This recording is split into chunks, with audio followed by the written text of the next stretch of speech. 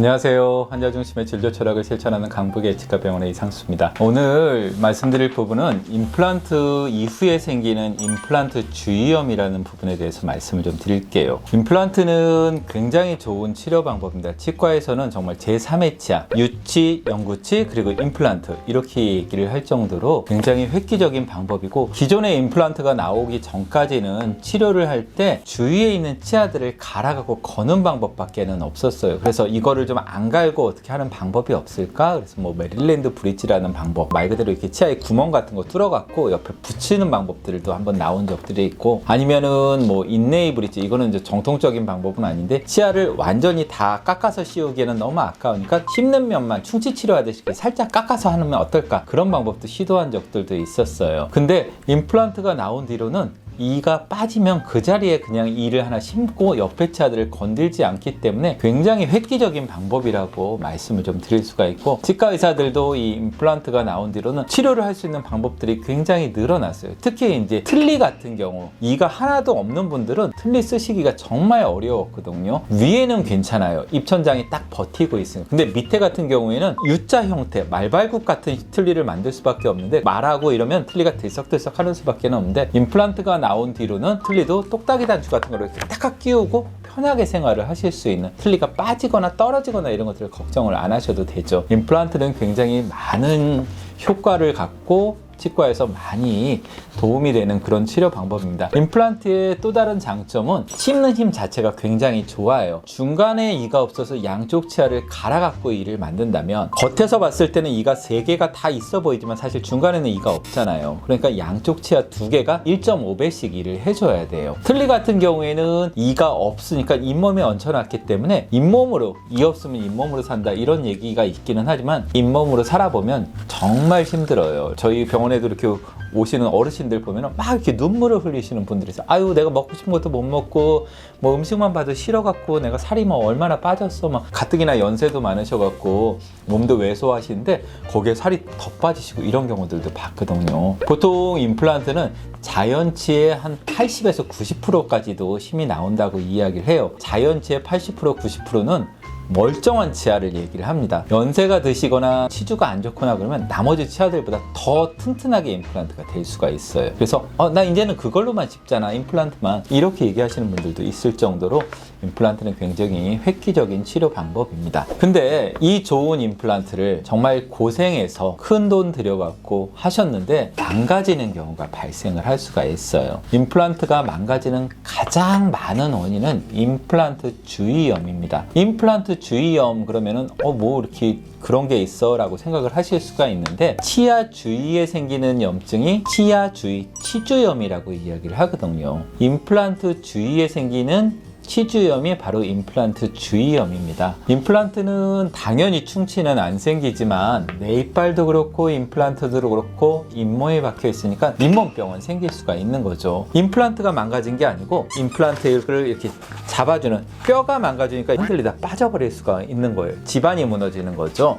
그래서 임플란트 하셨던 분들은 임플란트 주위염을 가장 조심하라고 제가 말씀을 좀 드립니다. 그러면은 임플란트 주위염이라는 게 어떤 거냐? 특별한 게 아니고 치주염이랑 똑같은 거라고 생각을 하시면 되세요. 잇몸이 붓고 피가 나고 흔들리는 치주염이랑 가장 큰 차이는, 치주염이 진행되면 이가 흔들려요. 흔들리는 걸 느낄 수가 있는데, 임플란트는 뼈에 박혀 있기 때문에, 뼈에 박혀 있고 주위에 있는 염증만 생기기 때문에 이게 흔들리거나 이런 걸 거의 못 느끼시에요. 못 느끼면서 점점 뼈가 녹아내리기 때문에 어느 날 갑자기 임플란트가 빠져버렸어요. 이러고 병원 오시는 경우도 있어요. 치주질환 같은 경우에는 오히려 흔들리는 걸 느끼니까 빨리 내가 치주질환이구나 이런 걸 느낄 수가 있는데, 임플란트 주위염 같은 경우에는 그거를 느낄 새 없이 확 진행하는 경우들도 있습니다. 요즘은 그래도 정기적으로 병원 오셔갖고 관리를 받으시는 분들이 있지만, 바쁘고 뭐 병원 오기도 싫고 또 그런 분들은 그냥 안 오다가 갑자기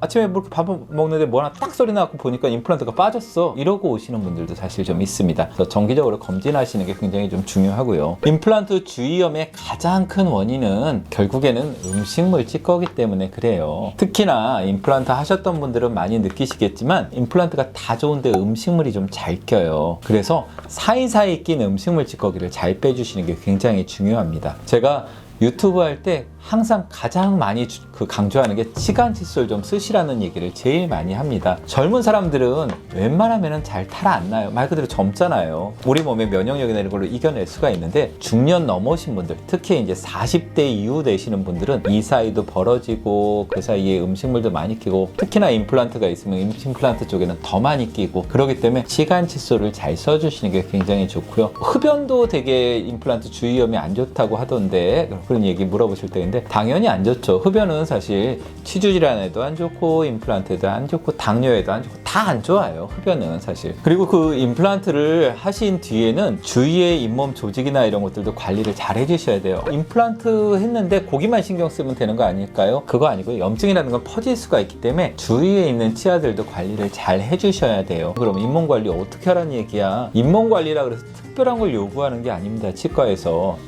요구하는 건 양치 잘하시는 거. 나는 양치 되게 잘하는데 뭐 매번 신경 써요. 그렇게 얘기하시는 분들이 있는데 치과 와서 보면은 음식물들이 많이 남아있는 경우들이 있어요. 제일 많이 남아있는 게 이 치아랑 유문 이 사이에 얇은 틈들이 있어요. 그 틈들에 음식물들이 끼는 경우들이 많이 있습니다. 거기 닦으실 때 바스법이라고 이렇게 진동 주면서 닦으시라고 제가 말씀을 좀 드리는데 앞에 영상에도 있으니까 한번 찾아서 한번 봐주시면은 도움이 많이 좀 될 수가 있습니다. 잇몸 안 좋으신 분들한테는 바스법 양치가 굉장히 좋습니다.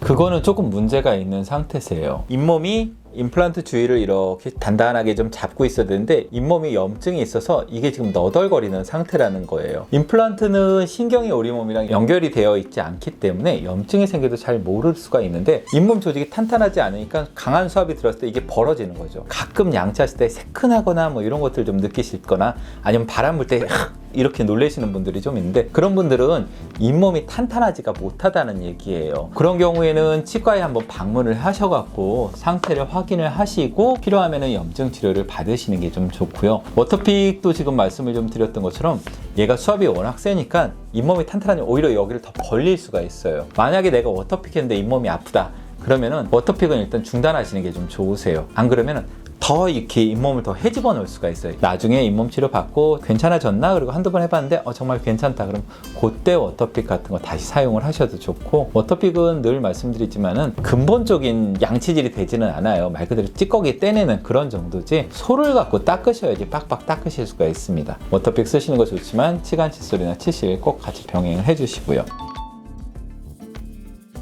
냄새가 난다 그러면은 염증이 있다고 생각을 하셔도 괜찮으세요. 냄새가 나는 주 원인은 박테리아가 단백질을 분해를 할 때 냄새가 나게 됩니다. 입 안에는 이제 떨어진 상피세포라든가 음식물 찌꺼기라든가 이런 것들이 있는데 그런 것들이 효과적으로 제거가 안 되면은 박테리아가 걔네들을 분해를 하고 단백질이 분해가 될 때 황화합물들이 나오는데 그게 이제 우리가 보통 입냄새라고 얘기하는 그런 냄새가 나거든요. 만약에 잇몸 쪽에서도 그런 냄새가 난다면 잇몸이 어딘가가 망가지고 있는 거라고 생각을 하시면 되세요. 망가진 잇몸을 박테리아가 분해하면서 거기서 단백질 분해가 되는 황화합물 냄새가 좀 나기 때문에 냄새가 난다고 생각하시면 뭔가 문제가 있는 거고 그럼 치과 가서 한번 검진을 받아보시는 게 좋습니다.